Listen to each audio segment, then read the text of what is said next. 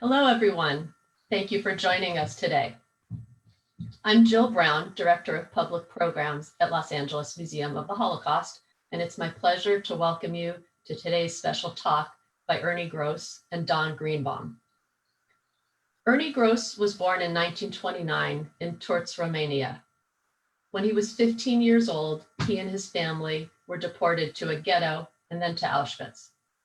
In 1945, he was sent to Dachau concentration camp, where he was liberated by American forces on April 29, 1945. Don Greenbaum served in the US Armed Forces in World War II as a forward observer, operating on the front lines. Don earned a Purple Heart in Germany and fought in the Battle of the Bulge. Under the command of General George Patton's Third Army, his division was among the first Americans to liberate Dachau. More than 60 years later, Ernie and Don met in Philadelphia, where they both live. We are so honored to have them speak to us today. We will have some time for questions at the end of their presentation. So if you have a question, please type it in the Q&A box and we'll get to as many questions as we can. And with that, I will turn it over to Don Greenbaum. Don, thank you so much for joining us today.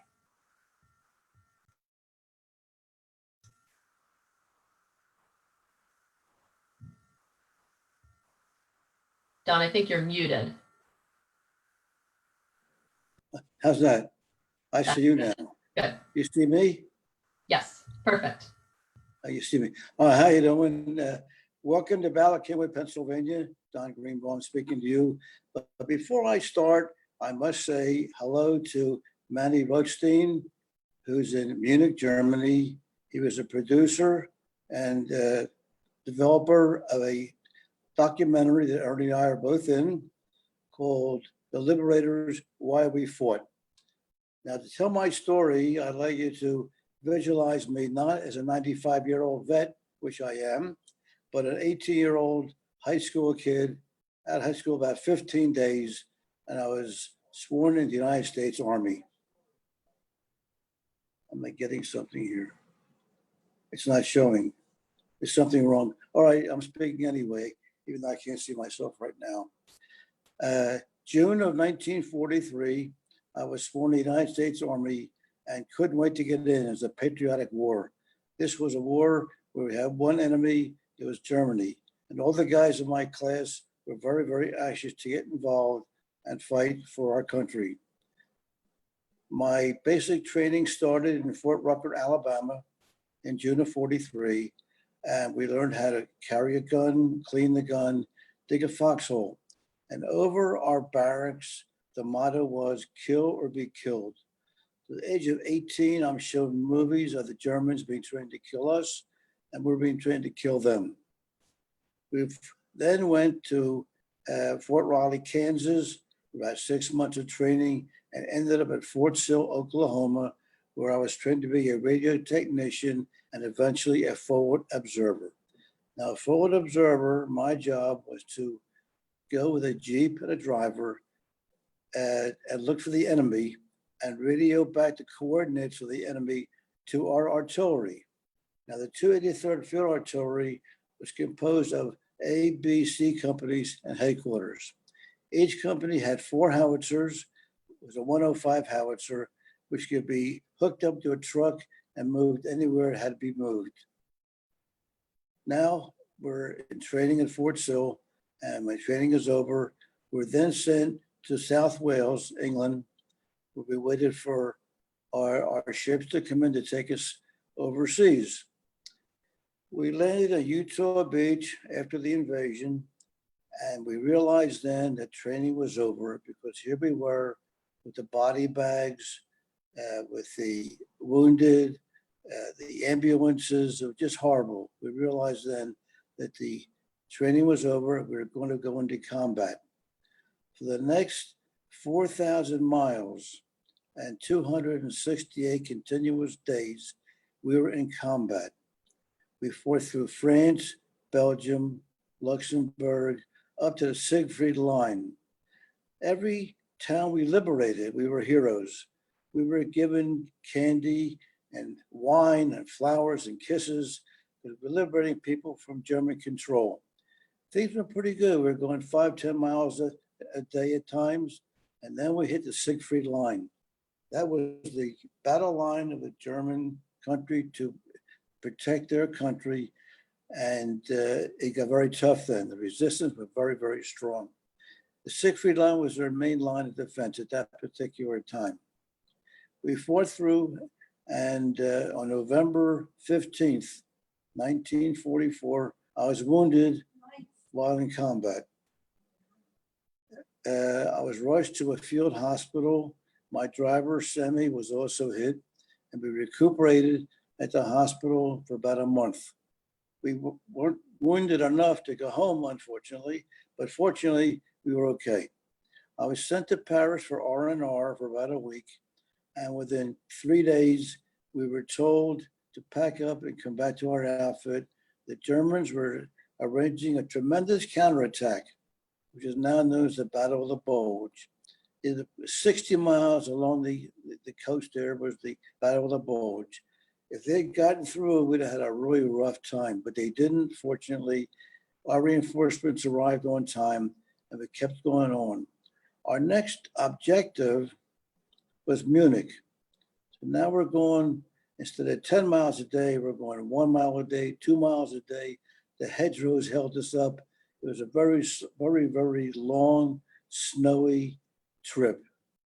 We finally got near Munich, but we were told on the way we would stop at a supply depot.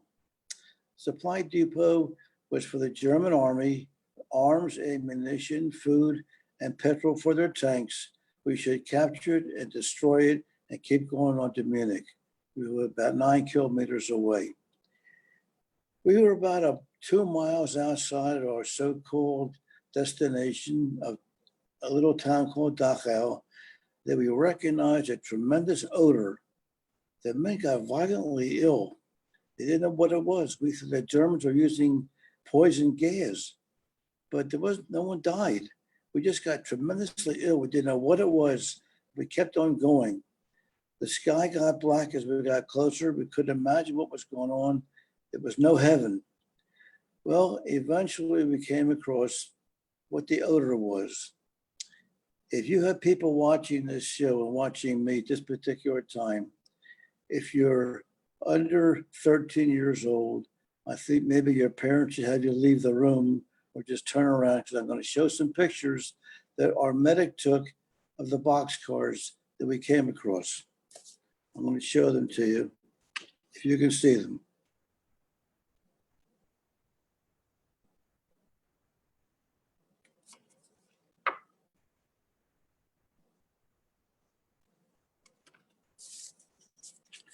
This was the entrance to the camp.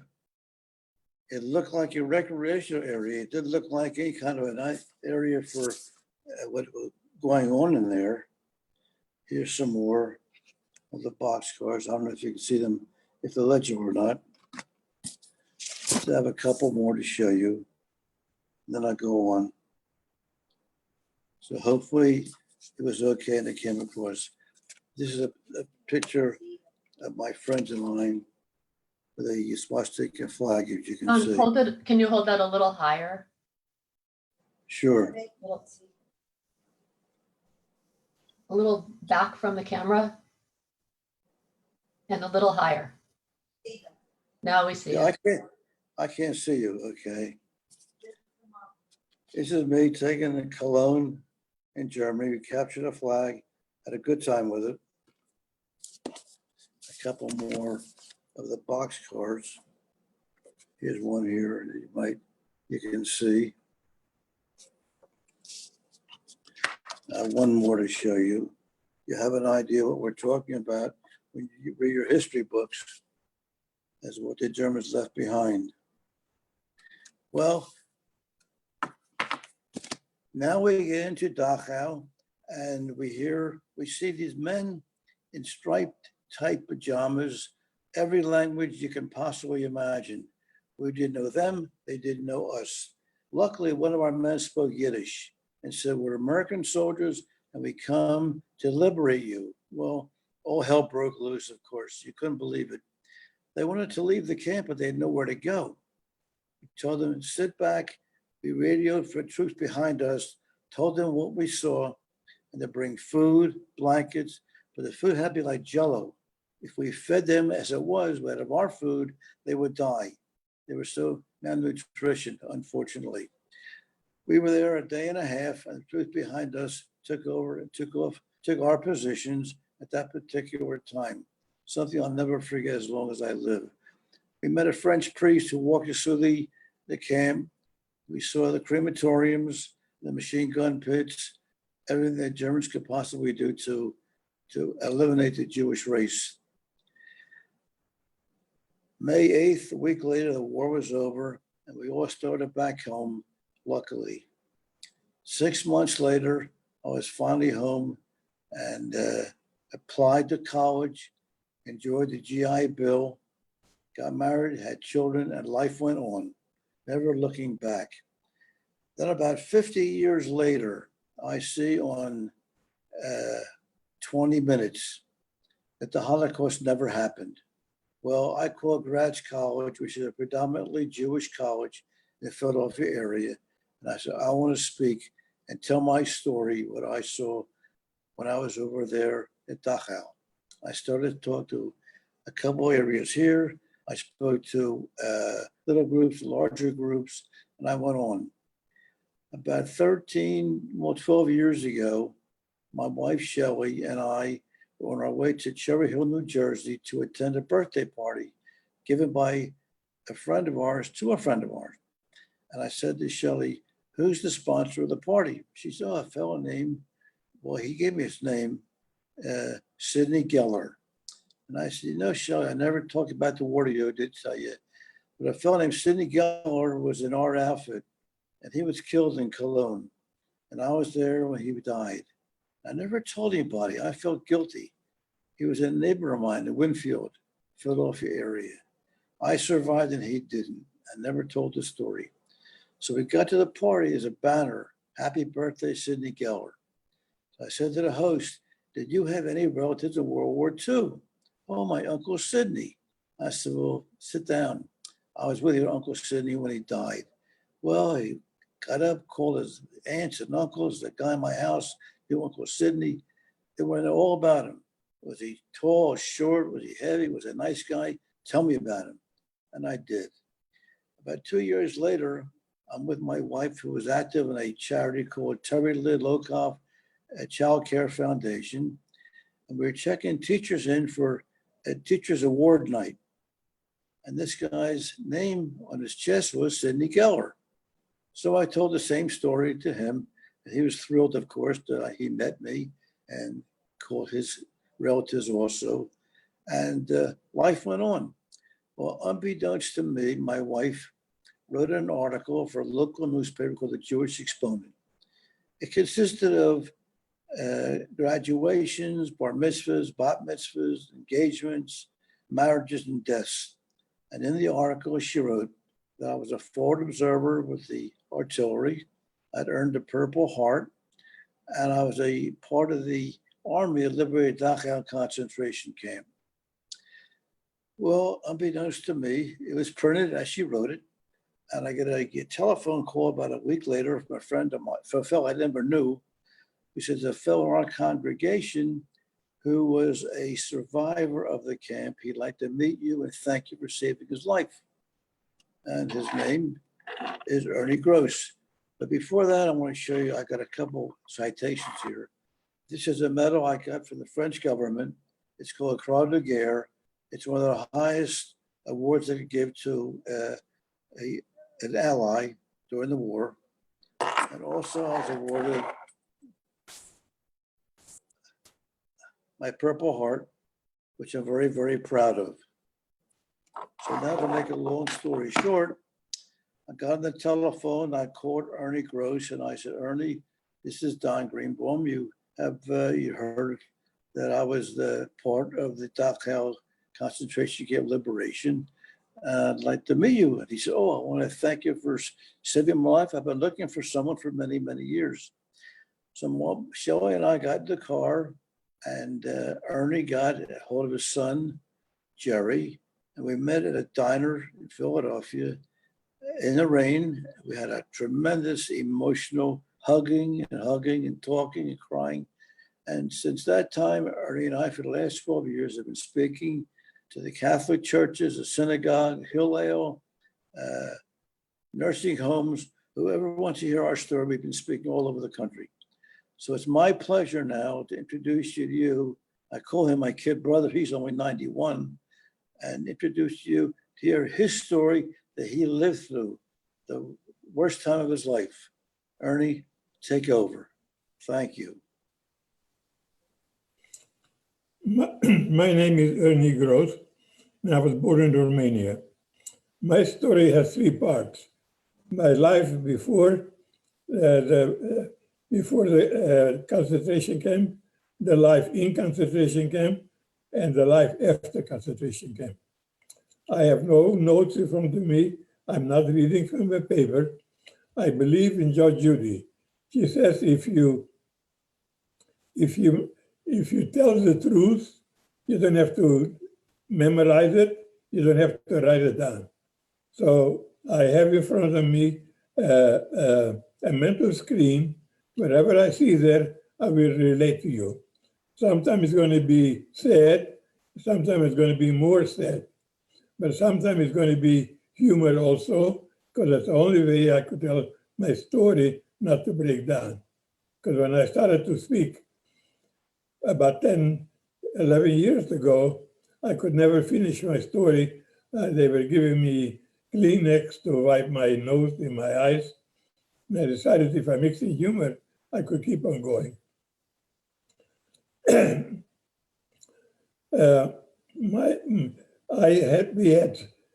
We were 7 children, 3 brothers ahead of me. I was the fourth one. When you're the fourth one, you're almost like in the middle. And that is like you were born in the wrong time, in the wrong place. Everything goes wrong, you're always in the middle. Because of that, nothing was going for me. Number one, I didn't like the way I looked like, because I never got anything new. Everything was handed down to me from my 3 brothers. So either my pants were too short or too long. So I didn't like myself. Going to the school was even worse. The teacher didn't like Jewish students, so he never paid attention to me, never asked me to go write something down, like I'm not even there. The few students who dominated the class, they didn't like me either. So I felt like I even don't belong there. So when lunchtime came, it's not like here that you go to cafeteria. You have to bring your own lunch, you eat it at the desk. The teacher left, and the students came over me and rubbing their ham and bacon on my lips. They didn't like that I eat kosher. That made me feel very ashamed. And when I went home, I didn't even want to tell my 3 brothers what happened. I didn't want to tell my parents. I had to live with it. When I went to the synagogue on Saturday, I heard them saying, "Here comes the boy who never laughs." So this is part of my life as I grew up till I was 15. When I was 15 years old, in 1944, the last day of Passover happened to be on a Saturday, April the 15th. We hardly had much left over, and in the morning, my mother had to bake bread. There are no bakeries. You have to do everything on your own. And she was asking for a volunteer who was going to get up with her to bake the bread. My 3 brothers didn't even bother saying anything, so it was me. I told my mother, I'm going to get up with you. So we got up, the bread was already put in the oven. All of a sudden, somebody knocked at the door. I went to open the door. There was 2 Hungarian police. Here what they told us, to wake up everybody. If you have money in your pocket, leave it on the table. If you have jewelry, take it out, take it off, put it on the table. Within an hour, you have to be in a synagogue. If we see you anywhere after an hour, we have ordered to shoot you. When you leave your house, don't lock the door. So we went out and we saw from all directions Jewish people walking to the synagogue. Once we were there, they locked the doors.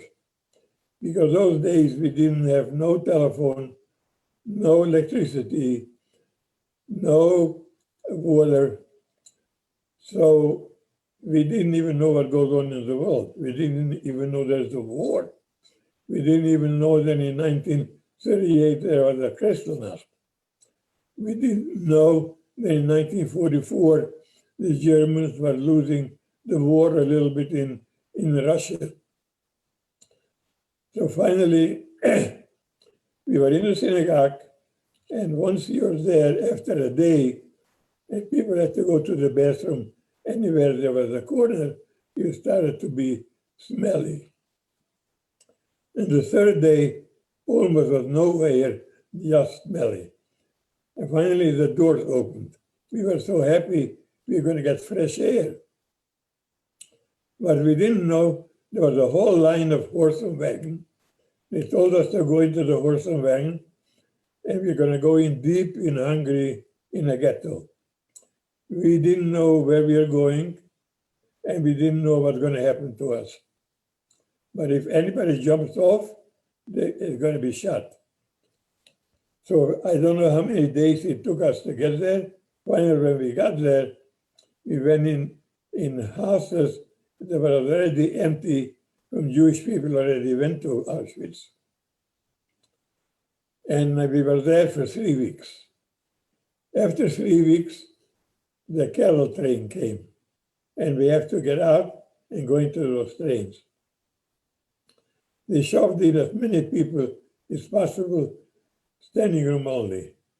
Before they locked the door, they gave us a bucket, and they told us anybody has to go to the bathroom, goes into that bucket. We didn't know where we were going, and we didn't know why. I don't know how long the journey took, but I know eventually we arrived in Auschwitz. Once we were there, the train stopped. We were surrounded with police, opened the door. They told us, you cannot take any luggage with you. You have to come out real fast and line up. We were lining up. Everybody has to face Mengele that day. He made a decision who should die, who should live that day. My parents, out of the commotion, they were very much ahead of me. My father was holding on to a younger brother, and my mother to a younger sister. And we were standing in line and moving up. And the Jewish prisoners who were walking in Auschwitz, their job was to go into the train, take out the luggage, put it on trucks. One of them, I saw that he was looking at me, and I couldn't figure out why. Finally, when nobody saw him, he jumped off and he came over to me. He says to me, how old are you? I said, I'm 15. He said, when you face Mengele, you say you're 17, because if you're 15, you're going to go where your parents went. And my two brothers in front of me also were listening to this conversation. And after then, he tells me, you see the smoke on the sky, the sun cannot get through it. This is going to be your parents in 4 hours. So now I'm scared. Suppose he's not going to believe me that I'm 17. So we're getting closer and closer. Finally, my two brothers is facing Mengele. He looked at them for a minute, and he told them to go to the right. When you go to the right, that means you're going to go in a working camp. Now my turn came. I'm standing there shaking, and he's not asking me anything. He's scanning me, trying to figure out to go to the right or to the left. Finally, he asked me in Germany, wie alt bist du? How old are you?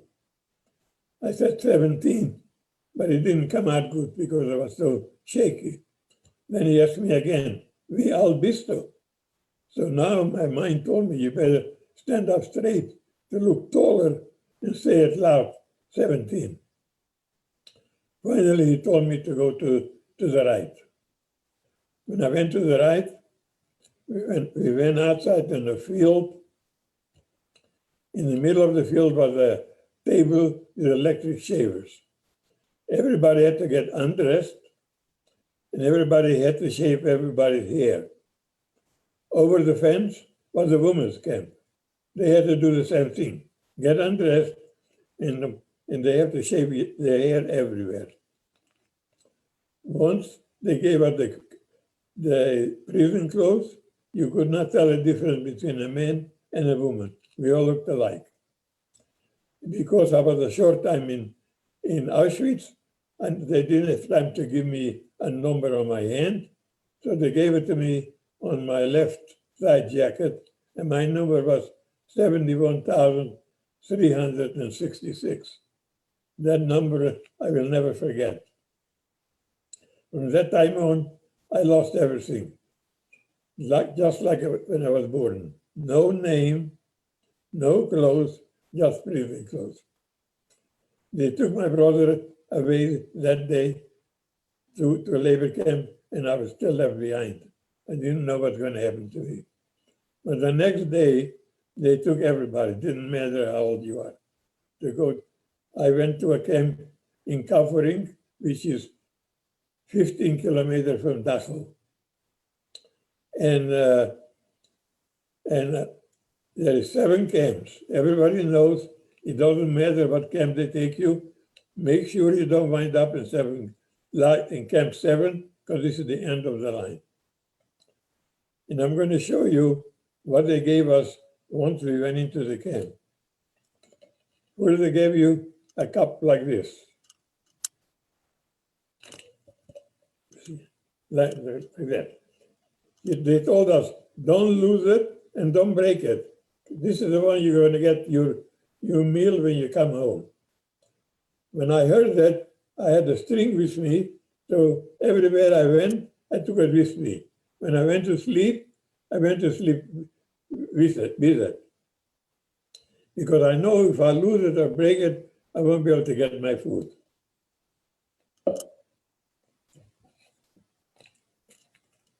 Then,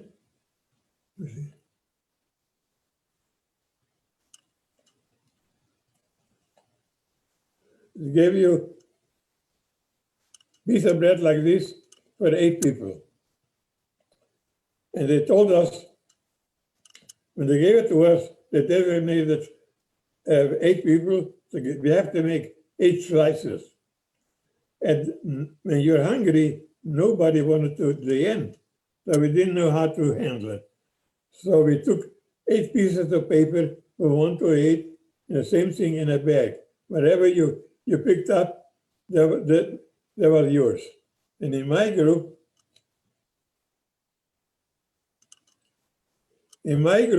was our father and son. The father got the end, and the son got the middle. So I saw him looking at the son. He said, "Son, you know that I need more energy than you. How about I give you my end and you give me your middle?" He said, "No, I'm just as hungry as you are." That told me in order to survive and you find something else, you don't share it with anybody. Then here is 7 cigarette butts.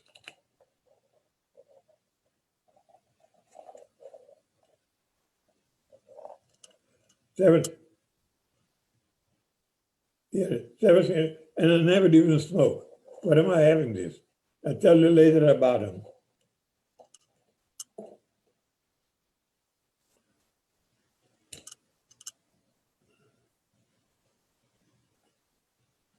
Here is a potato. This potato will tell you the whole story, what happened in the camp. One day, I'm in my barrack, and he told, a prisoner came in, told me, "You know your cousin Yidemeyer in barrack 10? he found a potato. Why don't you go there? There's no reason for him not to give you a little piece. It just so happened that night I was really hungry, so I was looking forward to that. It took me 5 minutes to walk there. So I had to figure out how to handle this.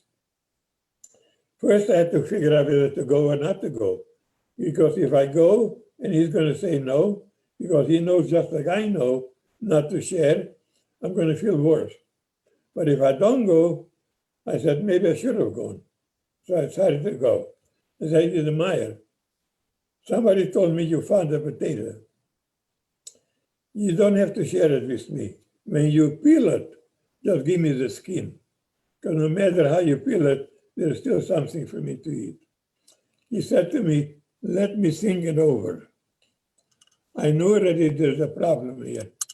My heart was shaking. He comes back, he says, Ernie, I cannot help you. If I cut you a piece, I might not survive, and you might not survive. If I keep it for myself, maybe I survive. And I'm not even going to peel it. I'm going to eat it as it is. Time went on, we both survived. He moved to New York, I moved to Philadelphia. He was 10 years older, and he was married with 2 children. I was single, had a job, and had a little money in the bank. Time went on, the telephone rings. He's a Meyer. He's not asking me to lend him $500 because he knows I'm going to say what he said. Let me think it over. He said, if you don't lend me $500, I'm going to be homeless with my wife and 2 children. I already asked my 2 sisters, they cannot help me. I asked my brother, he cannot help me. You're the only one. So I have to make a decision what to do here. Shall I get even with him, or shall I help him? Then I remember there's a Hebrew word, it's called tzedakah. Tzedakah comes from another word, tzedek. Tzedek means you got to do the right thing. But it tells you twice, tzedek, tzedek. That means you got to do the right thing all the time. The second meaning of tzedakah means if you could afford it, you have to give charity. You have to say to yourself, it's always better to give than to take. It's always better to help somebody than somebody to help you. The other meaning is you got to be nice to each other. It doesn't matter how you look like. It doesn't matter where you come from. We all come from the same source. So we have to try to get along. And the other meaning is do not take revenge and don't get even. If somebody did you wrong yesterday and today he comes for help, you got to help him. You have to forget what happened yesterday.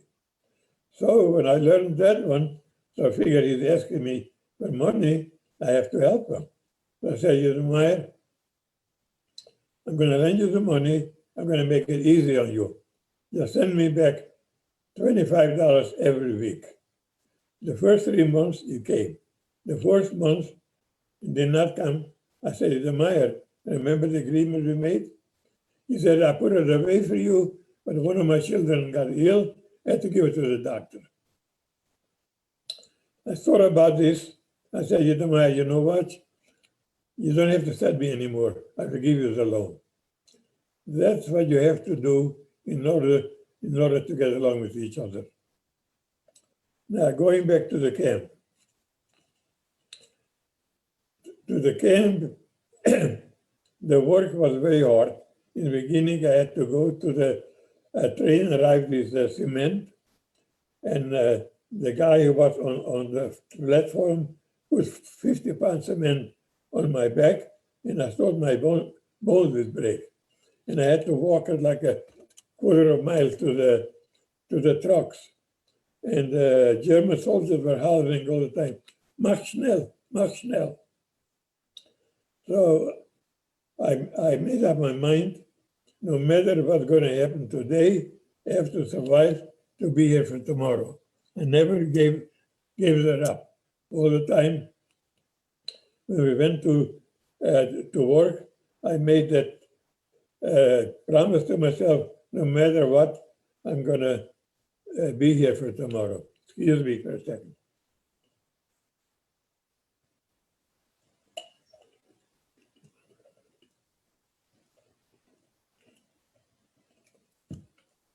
I remember one time I was standing in line at night when we came home from the job to get my food. And a man came over to me. He said to me, tonight is the night of Passover, and there is a rabbi in Barak 10 who's going to have a Seder, and he would like me to come there. So I said, okay, I'm going to come there. I couldn't figure out why he picked me up. When I got there, I realized because I was the youngest one, and I'm going to have to ask the 4 questions. Sure enough, the rabbi asked me to ask the 4 questions, and I said to myself, how could I say that? I'm talking about liberation, that the Jewish people liberated in the land of Egypt. But when you are in trouble, you think anything is going to help you. So I just said it. So finally, one day we came home from work and we were lined up to come home. And a soldier came and he pulled out Diedermeyer from the group and he pulled me out. Also, I knew already we are not going to go back to the camp. We're going to go to Camp 7 because that day we didn't produce enough work. So now we're in Camp 7. 2 things I forgot to tell you. In the beginning, when we were marching 3 in a row, the man to my right said to me, if I survive this camp, I'm not going to believe in God. I said, why wouldn't you believe in God? He said, 2 days ago, I had a wife with a 10-year-old son. Now I'm over myself. How could God do that? The man to my left overheard this conversation, and he said, I never believed in God, but if I survive, I'm going to believe in God. And because that day God's name was mentioned, sure enough, I dreamt about God that night. I dreamt that I'm in a room, just him and I. We talked about all this, and the room had no windows, and it was more like outer space. And I couldn't get used to that kind of air. And I felt like sneezing, but I know I cannot sneeze in front of God. But finally, God sneezed, and I didn't know what to say. So those things are happening. And then I made myself a promise. No matter who called me to speak, I'm going to be there. Whether it's a synagogue, whether it's a church, whether it's a school, I'm always ready to tell my story. But I never believed somebody from the nursing home is going to call me. Her name was Dana. She said, I listened to your speech, and I realized that you're also using humor.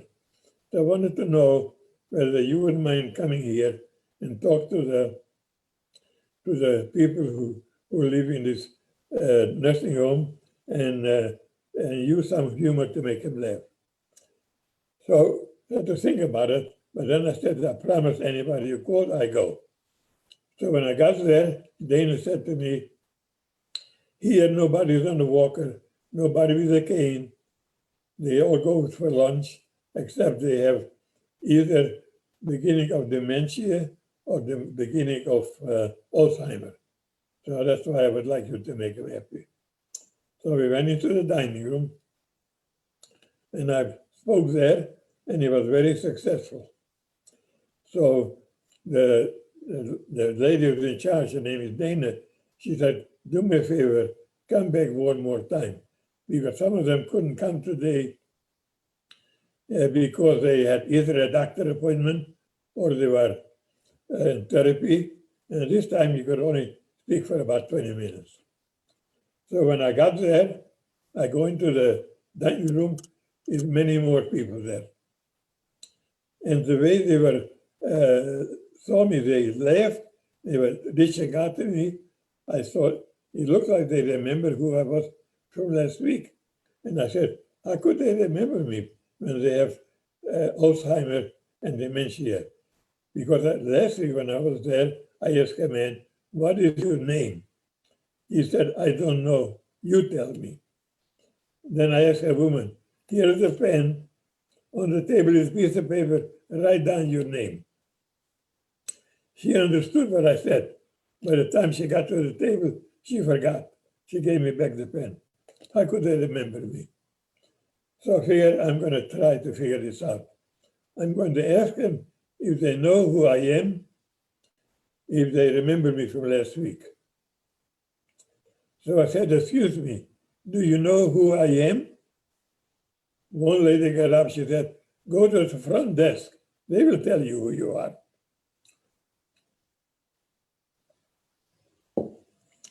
So finally, we were there in the barrack for 3 days, and the cattle train came again, and we went to Dachau. We already know why we're going there, what's going to happen to us. And we are in a long line. I couldn't even see the crematorium yet. But I was very tired and hungry, and it happened to rain a little bit. My clothes was wet. I could hardly move. So every time I moved up a little bit, it's more like my legs were dragging my body. So finally, I was close enough to see the crematorium. Instead of being scared I'm going to go in there, I was more like happy, because in half an hour it's going to be all over and I won't suffer anymore.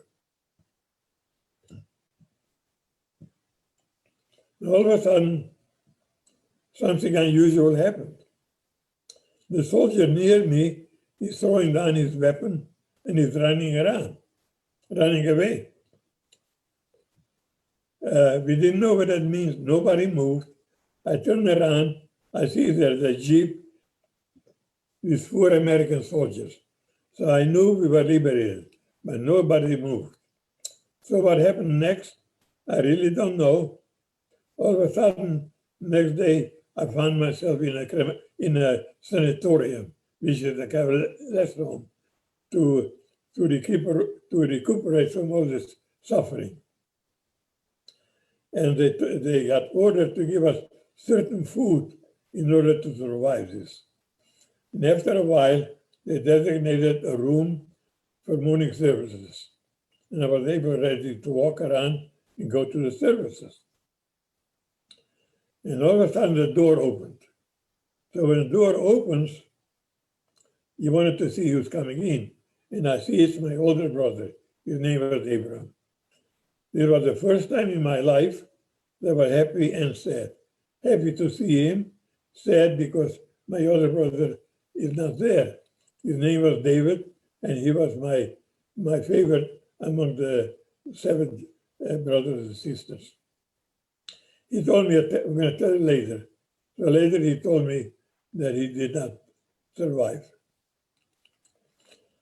So, so after a while, I came to, I signed up to come to the United States. And I wound up in Philadelphia, not knowing how to speak English, not knowing anybody. I didn't have any trade to get a job. And I also didn't know what I'm going to do. And I had a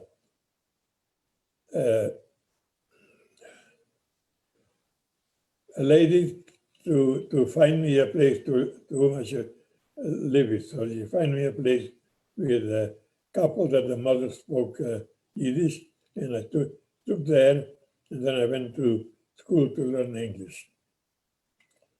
And the rest is history. If you have any questions, you could ask me and I answer you.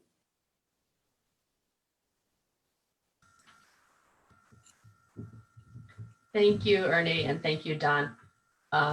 We do have a number of questions from the audience.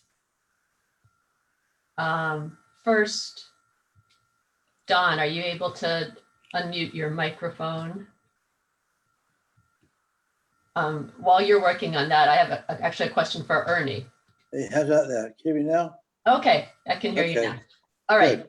So Don, there are a number of several people who are mentioning that they had fathers and grandfathers who served in the U.S. Armed Forces and were involved in liberating concentration camps. And someone is asking, which division of the Army were you in? I was in the Army, the 283rd Field Artillery, being a 105 amateur division, and we served under many generals. We served under many generals and armies, but we're in the Army, the artillery. Any other question about that? Or? Yeah, so a related question, was your division involved in the liberation of any other camps in Germany besides Dachau? No, actually, we liberated April 29th. Other camps had already been liberated, but there was no internet in those days. We didn't even know it. So we didn't know it until we had liberated Dachau, the word got back. But no, after that, our next objective was going into Munich, but the war was over. And we started our trek home at that particular time. It took 6 months to get home. So just the one camp. Thank you. Another question for you, Don. You told us a little bit about what it was like to come across Dachau and see the gates and go inside and smell the smell and try to figure out what was happening there. Once you kind of figured out what Dachau was, what was your reaction? Were you aware of the existence of such a thing as a concentration camp? And did you understand who was imprisoned there and why they were being held there? Well, in 45, we never heard the expression death camp or concentration camp. We did not know what that was until one of our men speaking Yiddish communicated with prisoners to tell them who they were, what countries they came from. We had no idea whatsoever. It was about 30,000 that we never saw the women or the children. They were at a different part of the camp entirely. Over 30,000 men. I have Ernie back. Ernie, okay. Ernie? Yes. We have some questions for you too. Okay. First of all, could you just tell, people are wondering what happened to all the other members of your immediate family, your brothers, your parents? Ask me the question again. What happened to your brothers and your parents? Did anyone survive other than you? When Abraham came over, so we know him and I survived, but we didn't know what happened to the other one. I already knew that I lost 4 people from out of the 9 in Auschwitz. So he told me maybe we should go home to Romania to see whether somebody else survived. So we went home. We found another brother and another sister. So now we are 4. And we were having dinner. My other brother, when in 1944 he was 21, so he was in the Hungarian army, but not as a soldier, just to work for the soldiers. So him they never took away. So he didn't know anything about camp. So when he asked me to tell him the story, I told him everything, but not about what happened to the parents and a brother and sister. And I was surprised when the conversation was over that he never asked me. And later on, I found out that he was afraid to ask me because he didn't know how it was going to affect him. So I never told him what happened to them. So out of 4 of us, we could not longer stay in Romania because when we came back, whoever lived in the house, the Romanians, they had to move out. So they didn't like us anymore. There was nothing unusual. Middle of the night, they would throw stones on the windows, It will wake us up. So we had a conversation that we are going to move. We cannot stay here. For me, I was able to come to the United States because I was under 21, and anybody under 21 who lost their parents was able to register to come to the United States. My brother, Abraham, and the sisters, they went to Israel. My older brother went to Belgium. And every 5 years, we met in Israel. Thank you. Yes. Okay. Well, that's good.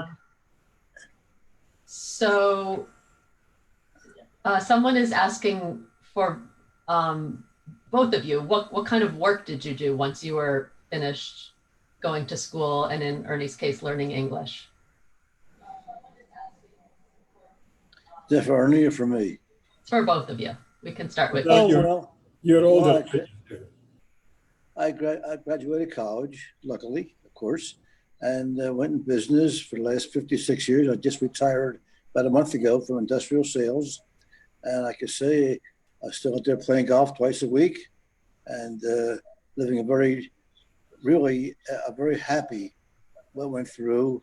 We've had a lot of tragic things in our family, but life goes on. And I've been very, very fortunate so far to be able to tell my story to whoever wants to listen to it. And it's great doing it with Ernie. He's a great partner in this. And we'll just keep doing it till we drop, I guess. Many people are saying thank you for sharing your story with us and for everything you've done. And you have a number of fans from Philadelphia, someone from Arizona who knows you both from Elkins Park, Ron Gray, and also Don. That's nearby. That's near Ernie. That's where he lives. Your niece and my coworker, Marnie, sends her love. Good. Thank you. Want me to tell you what I did? Yes, please. After I went to school, after 4 months, the social worker had a meeting with me, and she said, you know enough English.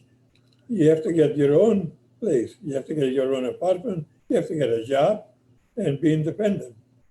I said, I'm going to get a job. I don't have a trade, and I really don't speak enough English. She said to me, why don't you take the yellow pages and keep on calling till somebody's going to hire you? I knew that idea was not a good one. That day I had an appointment with a dentist who already knew me, that he never charged me whatever he was doing. And I told him the story. He said, don't worry about it. My uncle is a president of the dental union. He will get you a job.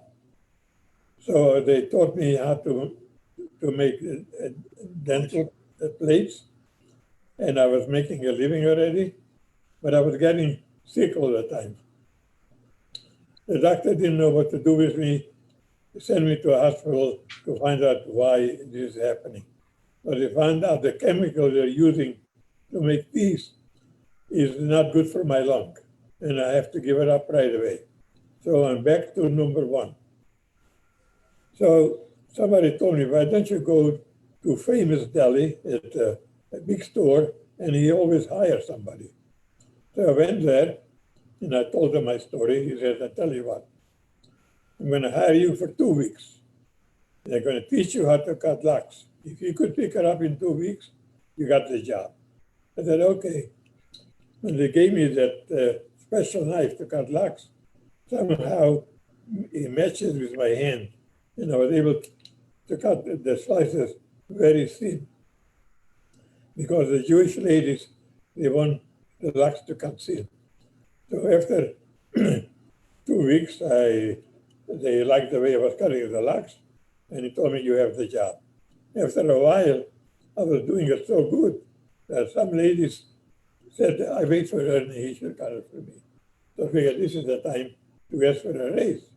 So I went over to the owner, and no problem, I asked him, he gave me a raise right away.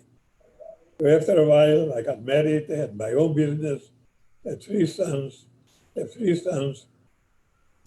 And everybody was telling me, it's nice to have a daughter because when you get older, they take better care of you. So I said to my wife, maybe we should try one more time. Maybe it's going to be a girl. She said, you could try, but not with me. So this is my story with my life. Jill, before we leave, Yes, can you hear me? yes. I want to say something. The reason Ernie and I do this is because we want you to go back and have the kids tell their friends what they heard tonight. Now, we know when we speak to Hillel or the synagogues, the kids heard about it. We talked to the Catholic schools. We spoke to Notre Dame Catholic High School, 500 women, 500 girls. We each got about 30 thank you notes, thanking us for telling them about the Holocaust because their parents didn't know a thing about it. So if we can get one kid to go back today and tell their friends tomorrow, or of course there's no school, what they heard, it's worth our traveling throughout the country as we do. So that's why we do this, just to spread the word, because in a couple of years, there'll be no survivors, there'll be no liberators, and the deniers are going to have a blast saying it never happened. And that's our whole purpose for doing what we do. And we are so grateful, and I think I speak on behalf of the entire audience today. We're so thankful that you both do this. I know it's not easy for either of you to tell these stories, especially you, Ernie, to dredge up these painful memories, but we know you do it because, as Don said, there are fewer and fewer of you left, and it just becomes more and more important for you to share your story for those who would deny the Holocaust happened, and for those who simply don't know and haven't been educated. And I mean, I agree so much with what you just said, Don, because we see at the museum how what a huge impact it has on students to meet survivors. It's one thing to read about history in a book or hear from your teacher, but it's an entirely different thing to meet a survivor who, you know, in most cases was the age of the students are now when they went through the Holocaust. So we're so appreciative that you're doing this. And if there's a silver lining to having the museum closed and for us to have our event only online, it's that we're able to reach you in Philadelphia. That'd be great. To reach our audience here. Every time we talk, at the end, we both get a gift. What is our gift now? I'm sending you the gift through the internet. Thank you. Receive it. It's been our pleasure. I want to tell you Ben Lesser, the survivor, who I know knows right, you. Sure. He's in Las Vegas, but he's spoken at our museum. When he's in town, he sends his regards to well, he's also in a documentary that Maddie made. Really nice if they can see it on either YouTube or History Channel. For the Liberators, Why We Fought. Okay, so some people were asking about that too. The Liberators, Why We Fought. I've seen it. We screened it at the museum a few years ago, and it is a really good film. It's great. It's a great documentary. Let me see. I'm just gonna, so just a few last questions. Some people are asking you, Don, if you could hold up some of those pictures again, especially the one of you. I had the wrong spot. I know I did. All right. So hold it just, a little further back away from the computer, and a little over to one side, other side. Yes, a little more. Okay. Yeah, that's hard to look at. So that was taken by a medic in your company? Yes. Yep, Jim Riley took the pictures. Ernie, did you want to say something? Yeah, after I showed you. My birthday was a couple of weeks ago, and this is one of the birthday cards I got. Yeah. Hold it a little higher.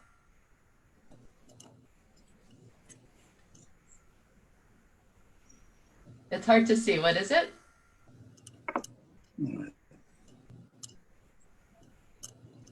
Hold it a little further back, away from the computer. All right. I still can't tell. Can you tell us what it is? Okay. Well, make it do good. Oh, Ernie's out. That is. I never saw it. What is it, Ernie? See it now?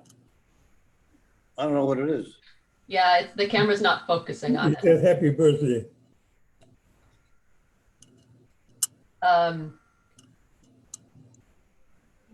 Okay, No, can't do it. so Don, what are you showing us now? Yeah. I'll hold it a little bit further back and a little to the side. Yes, a little more. Okay, that's the boxcar. Oh, okay. I can see that. I see where you are. Thank you. And would you show the picture of you as a young man? We had a request for that. The young man is me. I know. Ah, I see the resemblance.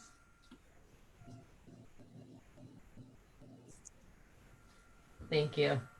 there's another one we have. My buddies, myself. Hmm. I'm in the middle. Don, I think you mentioned earlier that you first started talking about your experiences because you read something about people denying the Holocaust. Yeah. I'm Ernie, I'm wondering, someone's asking, was there something that made you start talking and telling your story about what happened during the Holocaust? Many survivors didn't speak about their experiences immediately after the war. Was there something that made you want to speak and tell the public what happened? Yeah, because when I got married, I never asked my wife what camp she was in, what kind of work. She never asked me, like we didn't want to talk about it. She died when she was 47, lung cancer, and she left me with 3 children. The youngest one was 11. And one time I woke up in the morning, I said to myself, I really don't know my wife well. Well, I never asked her what the name of the camp and what she went through.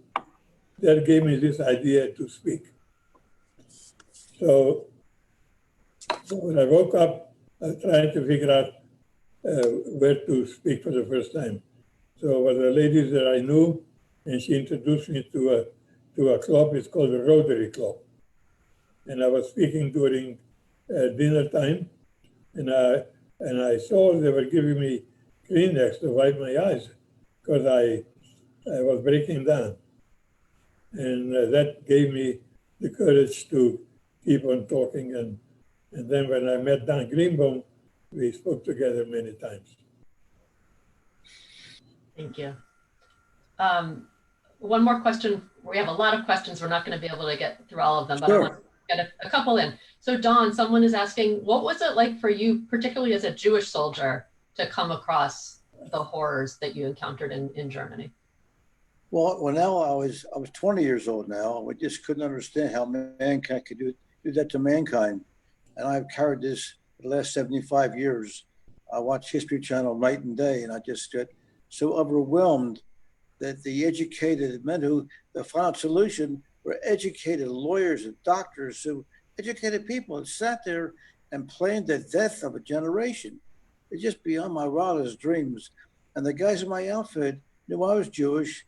And when we liberated the camp, I said, Ich Juden. They all started to say, Ich Juden, Ich Juden. They thought the whole American army was Jewish. The way we were talking, real Ich Juden. So it stuck with me all these years, and it'll never leave me, I'm sure. And I'm so happy I can talk with Ernie and keep hearing his story. It'll never leave me. I know that. I don't want it to. And can I tell you one more thing? Yes. I really didn't have, this beard, I just had it now. I didn't have a beard. The reason I have a beard now was when I turned 91, I had a feeling that the angel is after me, telling me it's enough for you. And he's looking for me with a guy without a beard. When I found out about it, I let my beard grow, and now he doesn't know who I am. So maybe I'll be here another year. Well, I'm sorry. No, go ahead. And we were invited back to Dachau a couple of years ago, the History Channel, and it was like Central Park.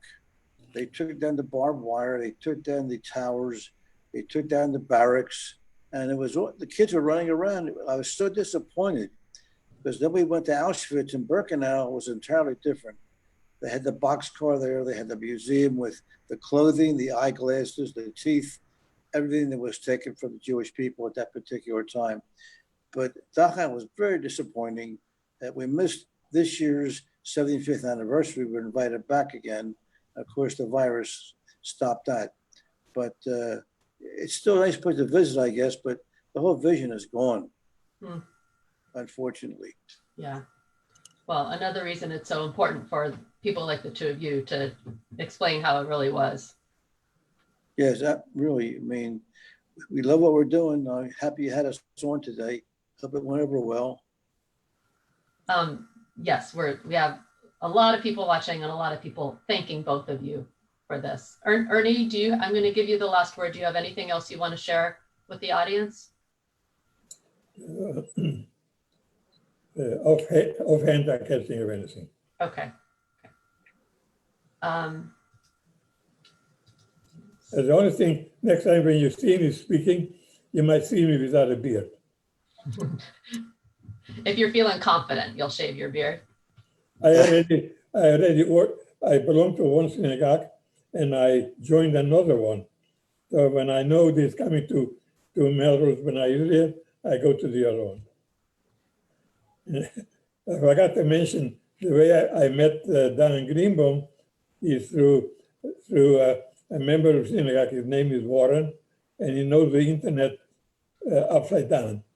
And I showed him the article, and I told him you have to find me Don Greenbaum's telephone so I could call him. Yeah, how it happened. I'm glad he connected the two of you. Yeah. So we're about out of time. I'm going to Okay. thank both of you again for doing this. I want to thank Don's niece, Marnie, who works at the Holocaust Museum, for introducing us to Don and Ernie. Again, Ernie, thank you so much for your courage in revisiting these painful memories. And thank you to you, Don, for doing this and for stepping forward when you realized it was necessary to confront Holocaust denial in your community. Thank you. Appreciate it. We're just both, we're so fortunate to hear from both of you. You are both witnesses to history, and it's so important for us to hear from eyewitnesses like you. I just stay safe, that's it. If anybody Wear has, that mask. if anybody's going to ask you a question in the future, you could call me and I'll give you the answer.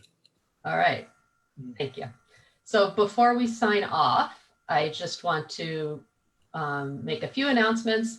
We have some wonderful programs next week that I want to invite everyone to join.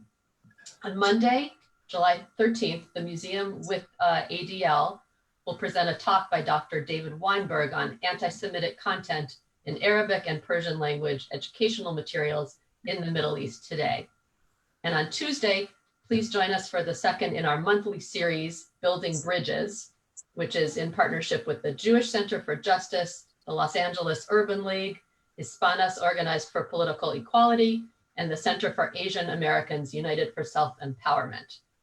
The museum's board member, Dan Schnur, will moderate a discussion with the leaders of these groups about the results of a new California community poll on topics including race relations, discrimination, and the impact of COVID-19. And you can find information about all of these events on our website, lamoth.org. The museums provides these online programs at no charge. If you are enjoying these programs, please consider supporting our work by making a donation. Thank you again to Ernie Gross and Don Greenbaum. Okay, thank you. I also want to give a shout out to Ernie's congregation, Melrose B'nai Israel Emmanuel in Elkins Park. I know they publicized this talk and we have a number of people from the congregation listening and others from Philadelphia, and we're happy to have you. So thank you again. Take care, everyone, and we hope to see you again soon. Thank you. Bye. Bye-bye, Jill.